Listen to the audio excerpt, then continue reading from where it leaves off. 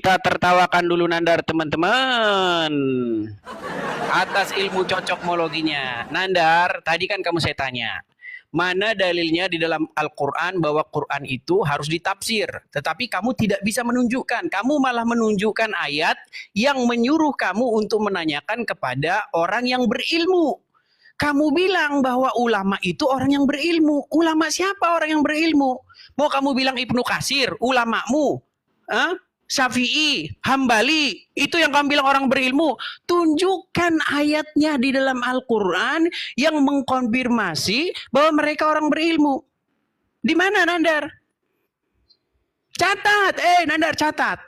Tunjukkan ayat di dalam Quran yang memverifikasi bahwa ulama ini yang bernama Imam Syafi'i, yang bernama Imam Hambali, yang bernama Bukhari, yang bernama Bini adalah orang-orang berilmu. Sampai kiamat kamu tidak akan menemukan Anda. Tidak akan menemukan.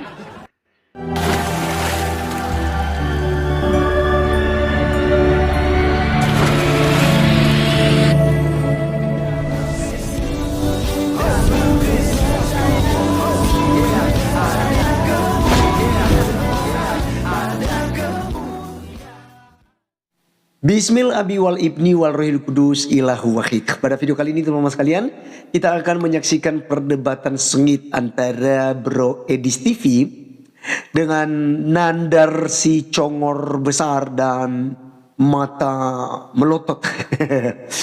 Dia selalu mengklaim dirinya bahwa tidak ada para apologet Kristen yang bisa mengalahkannya, yang bisa menumbangkannya dari dunia perdebatan di media sosial ya, terkhususnya di TikTok ya. Tapi teman-teman sekalian, dia dengan Edis TV saja dia udah KO ya, udah kalah telak dia ya. Dimana tema mereka ini tentang jaminan keselamatan dalam Islam dan di dalam Kristen. Kalau dalam Kristen, Edis telah menjelaskan bahwa jelas bahwa Yesus memberikan jaminan kepada orang-orang yang percaya kepadanya.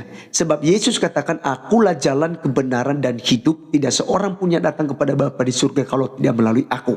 Itu adalah jaminan bahwa di luar Yesus tidak ada jalan menuju surga. Kepada Bapa itu kan, Bapa itu adalah Allah pencipta langit dan bumi yang berdiam dan bersemayam di dalam kerajaannya. Nah teman-teman sekalian, Nandar itu dikatakan bahwa Nabi Muhammad ya menjamin itu, padahal Nabi Muhammad sendiri masih di alam barza, kata Nandar ya. Dan juga Muhammad masih didoakan bersolawat umatnya untuk Nabi kiranya diselamatkan oleh Allah Subhanahu wa taala dan keluarganya. Dia katakan satu-satunya manusia yang sudah ada di surga ya, dijamin surga. Padahal dia lupa Musa, Elia dan Henok itu diangkat hidup-hidup dan sudah ada di dalam kerajaan sorga terlebih dahulu. Jadi bukan Muhammad orang pertama kali yang dijanjikan sorga ya. Dan Yesus Kristus pun dia adalah Allah yang sudah ada di dalam sorga. Dia mengambil rupa seorang manusia dan dia ya memberikan jaminan kekal kepada kita. Nah teman-teman sekalian, mari teman-teman kita akan langsung melihat perdebatan sengit mereka yang ada berikut ini. Kristen. Kemudian lu baca di dalam Al-Quran surat ke berapa ini? Surat Al-Anbiya, surat ke-21 ayat ke-7. Baca ini hadis. Lu bertanya tentang mana dalilnya ilmu tafsir. Coba ini. Wa ma arsalnaka qablaka illa rijalan nuhi ilaihim fa as'alu ahlal dzikri in kuntum la ta'lamun. Tanyakanlah olehmu kepada orang yang berilmu jika kamu tidak mengetahui. Nah, para mufasir itu adalah orang-orang berilmu yang menguasai ilmu bahasa Arab.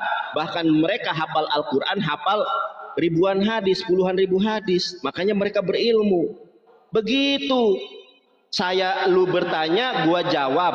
Gua bertanya, lu nggak sanggup menjawab. Kemudian lu fatal sekali. Lu menggunakan Yohanes 14 nomor ke-6 tentang jaminan keselamatan. Ini gua kasih tahu nih. Itu justru nubuatan untuk Nabi Muhammad. Saya baca dalam bahasa Ibraninya. Amar lo Yesua, berkatalah Yesus kepadanya, Ani haderek, aku adalah jalan. PH Ahmed, aku adalah jalan bagi Ahmad. PH Hayim dan kehidupan. Justru Yesus di dalam Yohanes 14 nomor ke-6 menjamin tentang kalau keselamatan itu ada di tangan Ahmad dan Hayim. Anda tahu tidak Hayim itu apa? Yohanes 17 ayat ketiga. Inilah hidup yang kekal itu, bahwa mereka mengenal satu-satunya Allah yang benar. Pertanyaan gua tolong jawab, di mana Yesus mengajarkan tentang konsep penebusan dosa?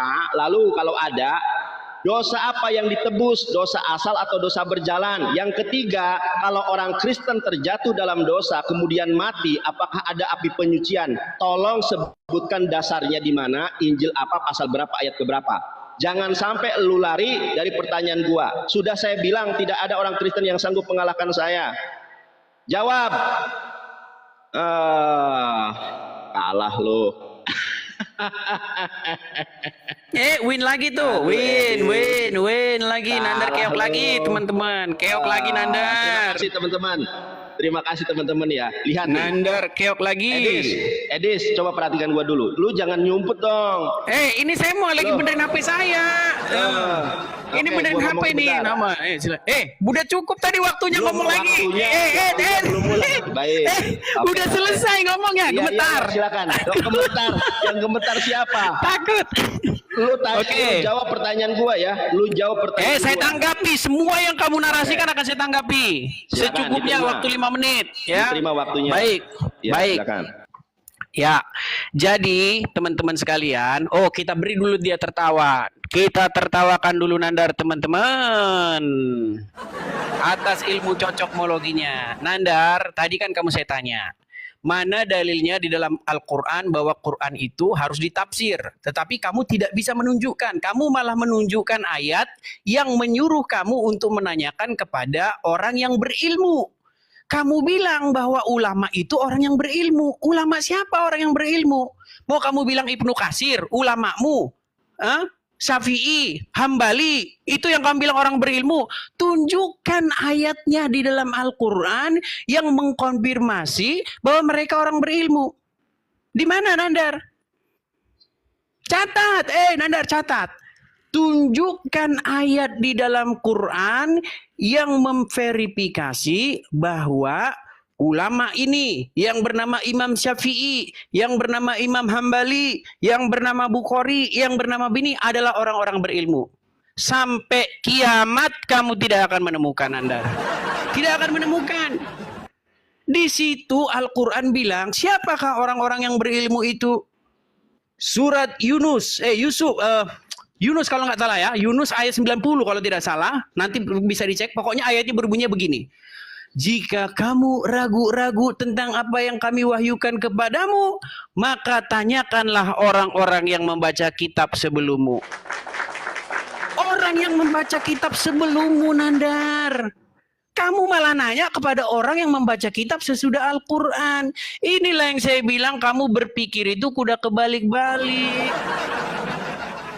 Ya, disuruh beriman oleh Al-Quran kepada kitab sebelumnya. Kamu malah beriman kepada kitab sesudahnya. Yang kamu bacakan tadi apa Nandar? Nggak jelas. Apa itu yang kamu bacakan tadi tuh? Bahwa aku datang diminta. Kitab apa itu Nandar? Inilah yang saya bilang teman-teman ya. Mereka ini ibarat kata ayam kehabisan padi. Jadi batu-batu pun dimakan. Iya kan? Kalau kamu Nandar merasa bahwa Al-Quran itu kaya, mencukupi, menjelaskan sesuatu, kamu harus merujuk ke Quran Nandar. Kok kamu malah merujuk kepada kitab apa tadi yang kamu baca nggak jelas? Muhammad berkata ini itu di mana, di kitab apa itu Nandar? Kapan kau karang? Kamu diperintahkan Al-Quran untuk beriman kepada kitab sebelum Al-Quran. Sebelum Quran Nandar. Coba kamu agak konslet gak kamu? Sebelum Quran itu maksudnya apa? Sebelum Al-Quran itu turun. Ada Taurat, ada Zabur, ada Injil. Ke situ kamu merujuk disuruh Quran. Kamu kok malah merujuk kepada kitab entah apa tadi itu kamu baca-baca. Dar, kalau baca Quran begini, ini Quran gini. Gini baca Quran, jangan begini. Kau baca Quran kebalik, ini akibat baca Quran sambil salto. Ini akibat membaca Quran sambil salto, teman-teman ya. Ingat Nandar ya, tema kita konsep keselamatan, kepastian. Tadi lo kamu mengucapkan itu, direkam loh Nandar. Kepastian keselamatan di dalam Islam dan Kristen. Sudah saya jawab tadi Nandar. Yesus sendiri mengatakan, akulah jalan dan keselamatan dan hidup. Ingat Nandar, di Kristen gak ada ilmu cocok logi putar-putar jungkir balik seperti kamu. Apa yang tertulis di situ ya seperti itu. Lalu ditanya, apakah ada pembenaran dari Yesus kepada Paulus? Ada. Jelas di dalam Bible. Bahwa orang ini telah aku pilih untuk menjadi utusanku kepada bangsa-bangsa non-Yahudi. Jelas ayatnya ada. Sekarang saya tanya sama kamu, tunjukkan perkataan Muhammad ataupun di dalam Al-Quran yang bilang bahwa Imam Syafi'i itu benar. Mana omongan Muhammad gitu? Bahwa Imam Hambali itu benar. Mana omongan seperti itu? Bahwa Bukhari itu benar. Bilang gitu, Muhammad aja tidak pernah ketemu sama Bukhari. Muhammad saja tidak pernah ketemu sama Ibnu Katsir. Tetapi kamu gadang-gadang mereka sebagai orang yang mengerti Quran. Nandar, janganlah kamu berhalusinasi. Hari masih pagi ataukah kamu semalam tidur terlalu miring, Nandar? Ya. Maka untuk orang-orang seperti Nandar ini, seperti tepat yang dikatakan, mereka inilah orang-orang yang nekat dan mereka inilah yang akan dikirim ke laut berwarna biru, teman-teman. Silakan Nandar.